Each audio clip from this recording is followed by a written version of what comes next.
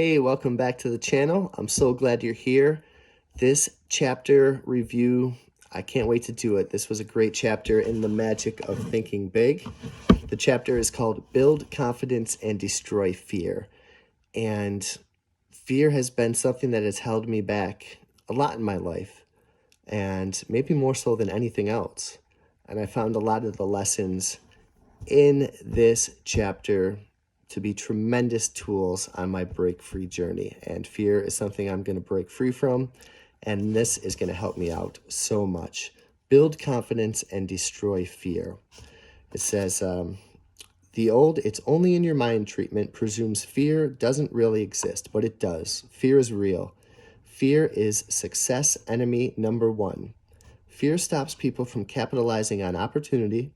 Fear wears down physical vitality. Fear actually makes people sick, causes organic difficulties, shortens life. Fear closes your mouth when you want to speak, and I have suffered, I think, from every example there. I've missed opportunities because of fear, maybe with nursing, maybe with taking different chances. Fear wears down physical vitality. It's made me lazy. It's made me tired. It's made me sick before. It shortens life. Maybe if you're coping with fear through cigarettes, which I have before, that can shorten your life. Fear closes your mind when you want to speak. I'd rather just be not noticed sometimes than speak because of fear, but those days are in the past, and that's what I'm breaking free from. It says, the incident, familiar to thousands, illustrates just one point. Action cures fear. Indecision, postponement, on the other hand, fertilize fear. Action cures fear. I love it. Jot that down in your success rulebook right now. Action cures fear. Action does cure fear. When we face tough problems, we stay mired in the mud until we take action. Hope is a start, but hope needs action to win victories. Put the action principle to work. Next time you experience big fear or little fear, steady yourself. Then search for an answer to this question. What kind of action can I take to conquer my fear? Isolate your fear, then take the appropriate action. Below are some examples of fear and some possible action cures. I like that so much. What can I do to conquer my fear? Take action. I hate to say it, I used to be scared to drive into Syracuse, and I think that was a big fear of mine in nursing. The 45-minute commute into a big city, I could have practiced on off days. Maybe certain techniques with nursing. I could have practiced more in the lab. There was a time when I was afraid to open wine bottles at the restaurant that I work in. I overcame that by opening all the house wine that we poured at the bar, just over and over, hundreds of bottles. You could be embarrassed or in fear of your personal appearance, and then you could work out. You could take action on that fear. You could groom yourself more. Fear of losing important customer, work doubly hard to give better service. Fear of failing an examination, turn worry time into study time. Fear of being physically hurt by something you can't control, turn your attention to helping others relieve their fears and pray. Fear of others, what might they think or say? Take action to make sure what you plan to do is right, and then do it. Fear of people, put them in perspective. Remember, the other person is just another human being, pretty much just like you. Use this two-step procedure to cure fear and win confidence. Number 1, isolate your fear, pin it down, determine exactly what you're afraid of. 2, take action. There is some kind of action for any kind of fear. I love that. And remember, hesitation only enlarges and magnifies the fear. Take action promptly. Be decisive. One of the things that I was in fear of was getting yelled at work, basically for no reason, and the hammer dropping down on me. And I took a lot of action to alleviate that fear. I put myself in a better position of strength to be able to leverage myself at work, and I was brave enough to speak up based on the position I was in, and that seemed to, the talk I had with my boss alleviated my fears of being yelled at for no reason. What other fears do I have? Fear of job loss. What did I do? I found another job that I can do part-time and that I could scale up to full-time. Fear of not being able to pay the bills I owed. I took action and eliminated my debt. Just certain things like that are big things that I have learned to do. Then they says that there's a teller in your memory bank. It's tremendously reliable. He never crosses you up. If you approach him and say, Mr. Teller, let me withdraw some thoughts I deposited in the past proving I'm inferior to just about everyone else, he'll say, certainly, sir.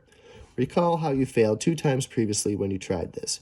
Recall what your 6th grade teacher told you about your inability to accomplish things. Recall what you overheard some fellow co-workers saying about you. Recall. And on Mr. Teller goes, digging out of your brain thought after thought that proves you are inadequate. But suppose you visit your memory teller with this request. Mr. Teller, I face a difficult decision. Can you supply me with any thoughts which will give me reassurance? And again, Mr. Teller says, certainly, sir. But this time he delivers thoughts you deposited earlier that say you can succeed. Recall the excellent job you did on a similar situation before. Recall how much confidence Mr. Smith placed in you. Recall what good friends say about you. Recall. Mr. Teller, perfectly responsive, lets you withdraw the thought deposits you want to withdraw. After all, it is your bank.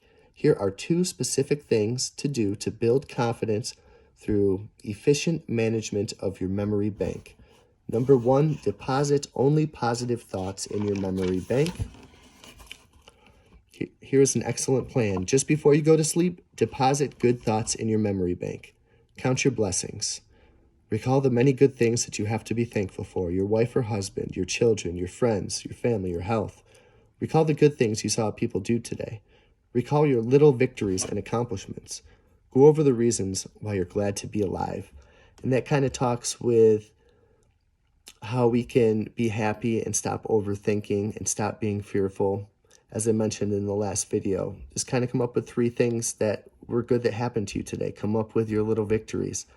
Just keep putting into your brain positive thoughts, and eventually that will build you up. Those will compound, just like money in a regular bank will. Your positive thoughts will compound. And number 2, withdraw only positive thoughts from your memory bank.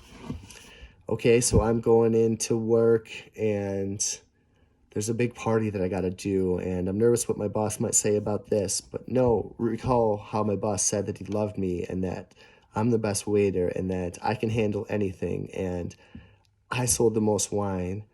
And these are only people. There's nothing to be nervous about. Those are the thoughts that I want to think about. Don't build mental monsters. Refuse to withdraw the unpleasant thoughts from your memory bank. When you remember situations of any kind, concentrate on the good part of the experience. Forget the bad. Bury it. If you find yourself thinking about the negative side, turn your mind completely off. Perhaps meditate. Notice those thoughts. Let them come and go. Be aware of them, like we talked, number 1, with overthinking. You can't change it until you're aware of it. And then he talks about fear. Fear of other people is a big fear, but there is a way to conquer it. You can conquer fear of people if you will learn to put them in the proper perspective. I've been fearful of people before, and here are 2 ways to put people in the proper perspective. Number 1, get a balanced view of the other fellow. And number 2, develop an understanding attitude. Here is a psychological principle that is worth reading over 25 times. Read it until it absolutely saturates you. To think confidently, act confidently. Psychologists tell us we can change our attitudes by changing our physical actions. For example, you're more likely to feel like smiling if you make yourself smile. You feel more superior when you make yourself stand tall than with a slouch. On the negative side, frown a really bitter frown and see if you don't feel like frowning more. I've done that on the way to work, right? We've probably all heard that. Smile, and smile thoughts start triggering in. And I've been freaked out on the way to work, and I'll just flash a smile driving, and it works. So to think confidently, act confidently. Act the way you want to feel. Below are 5 confidence building exercises. Number 1, be a front seater. Church, meetings, classrooms. Fill up the front. Number 2, practice making eye contact. That's something I do with my boss. I think he can smell fear and he'll respect you less if you don't make eye contact. Number 3, walk 25% faster. Think of going somewhere as a big treat. Number 4, practice speaking up. Speaking up has changed my life recently. And number 5, smile big. And,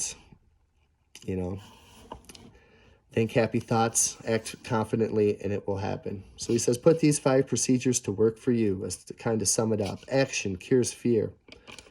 Isolate your fear and then take constructive action. Number 2, make a supreme effort to only put positive thoughts in your memory bank, no negatives.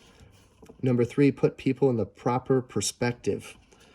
Remember, people are more alike, much more alike than they are different. Get a balanced view of the other fellow. He's just another human being, and develop an understanding attitude. Many people will bark, but it's rare that one bites. I find that to be very true. Number 4, practice what your conscience tells you is right. This prevents a poisonous guilt complex from developing. Do what's right is a very practical rule for success. And finally, number 5, make everything about you say, I'm confident, really confident. Practice these little techniques in your day-to-day activities. Be a front seater. Make eye contact. Walk 25% faster. Speak up and smile big. I hope you put those 5 tips into your life when you need to be more confident, and practice them every day. They can help you break free from fear and build your confidence. And I thought this chapter was extremely enlightening, and I can't wait to get to number 4, how to think big. Well, I'm trying to develop this reading habit, doing the best that I can. I hope you guys are too. Let me know what you think about the chapter, and I can't wait to talk to you on the next video.